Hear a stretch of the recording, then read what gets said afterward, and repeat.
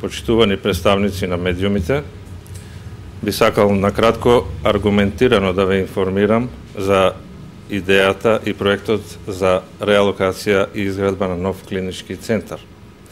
Владата на Република Македонија веќе започна со активности за проектирање и изградба на нов клинички центар.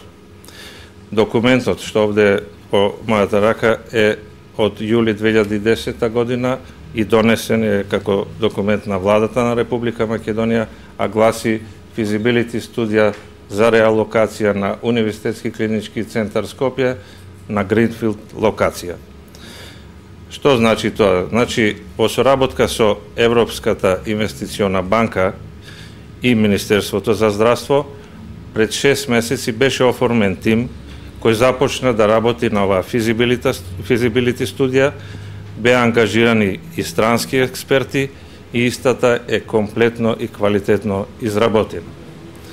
Јас би сакал накратко да се обратам и на господинот Петров, бидејќи тој добро знае дека изградбата на еден ваков клинички центар е долгорочен стратешки приоритет на секоја влада и дека воопшто за започнување на еден ваков проект неопходни се многу анализи, проценки, разрешување на разни имовински правни моменти, подготовка на студии, консултации со странски експерти и слично.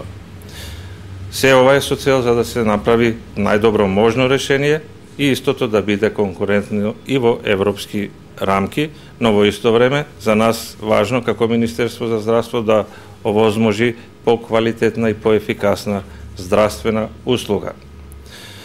Ние тоа го изработивме и го подготвивме. Владата има и план за реализирање на овај проект, од причина што во целиот овај процес треба изградба и приспособување на еден нов клинички центар за подготовка, реализација до максимум околу 10 години. Значи, долг период во кој треба да функционираат и сите актуелни клиничко-болнички институции. Токму заради тоа и ние се одлучивме да вложуваме во инвестиции и во здравството и санација на постоечките објекти, за да истите бидат со квалитетна инфраструктура и квалитетно функционирање.